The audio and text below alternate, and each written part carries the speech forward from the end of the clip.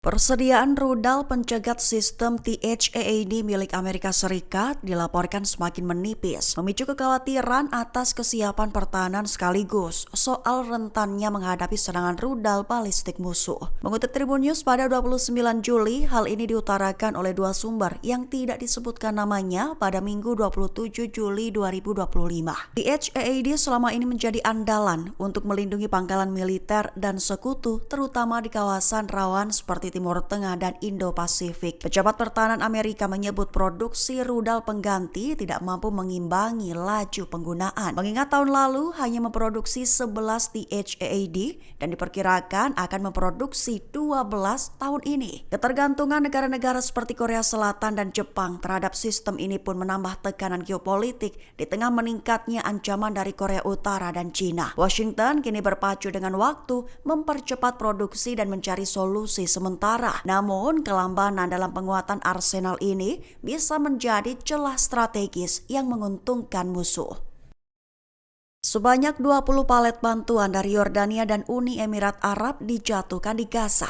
Namun, lokasi pendaratannya menuai sorotan karena berada dekat dengan pos militer Israel. Mengutip Al-Mayadin pada 29 Juli, kabar ini diutarakan oleh para pembela hak asasi manusia dan pakar kemanusiaan baru-baru ini. Langkah ini memunculkan dugaan adanya koordinasi diam-diam atau bentuk kedekatan strategis yang tak diungkap ke publik. Seperti langkah yang menipu karena hanya menawarkan bantuan simbolis dan membiarkan pengepungan dan penghancuran Gaza terus berlanjut. Meski diklaim murni sebagai misi kemanusiaan, sejumlah analis menilai pemilihan lokasi tidaklah kebetulan. Mengingat bantuan yang dijatuhkan terutama di wilayah-wilayah yang tidak dapat diakses oleh warga Palestina, namun justru dekat dengan pos-pos pendudukan Israel. Zona pendaratan di lokasi yang dikuasai Israel menandakan kemungkinan adanya kesepahaman awal. Kritik pun muncul dari kelompok pro-Palestina yang menilai aksi ini sebagai bentuk kompromi politik yang mengaburkan solidaritas sejati. Sampai kini Yordania dan UAE belum memberikan penjelasan resmi soal penentuan lokasi bantuan tersebut.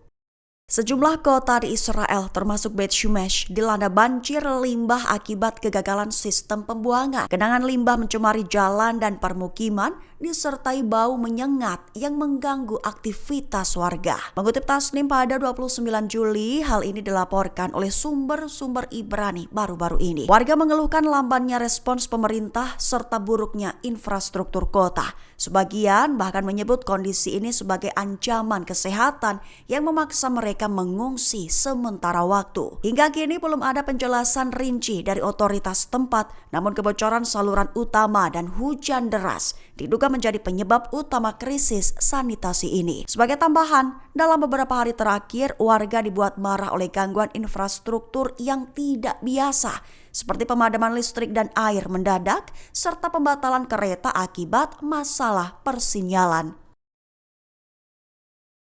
Ratusan truk bantuan kemanusiaan terlihat mengantri di zona Karim Shalom menuju Gaza, tepat menyusul diberlakukannya jeda taktis sementara oleh militer Israel. Mengutip Tribun News pada 29 Juli, langkah ini memungkinkan bantuan masuk dalam waktu terbatas, terutama ke wilayah selatan Gaza. Militer Israel menyebut jeda ini sebagai respons kemanusiaan meski tetap diawasi ketat. Banyak pihak menilai bantuan yang masuk masih jauh dari mencukupi kebutuhan warga di tengah krisis yang memburuk. Beberapa analis juga menyebut jeda ini lebih bersifat strategis untuk meredakan tekanan internasional ketimbang komitmen jangka panjang terhadap warga sipil Gaza. Sebagai tambahan informasi, sebelumnya sejumlah saksi mata menyebut konvoi bantuan awalnya berkumpul di perbatasan Rafah sisi Mesir di bawah pengawasan bulan Sabit Merah Mesir. Kini mereka telah melanjutkan ke Karim Shalom untuk pemeriksaan oleh otoritas Israel sebelum masuk ke jalur Gaza.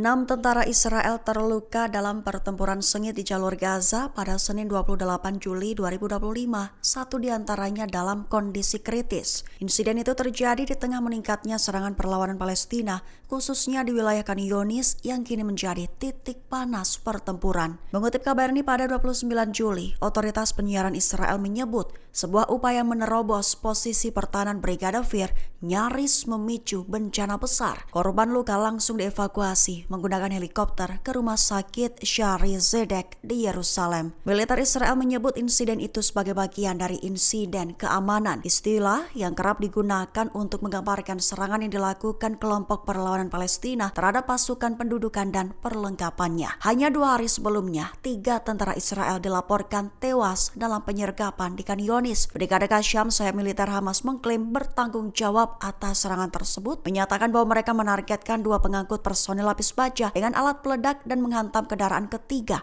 dengan rudal anti-tank Yashin 105.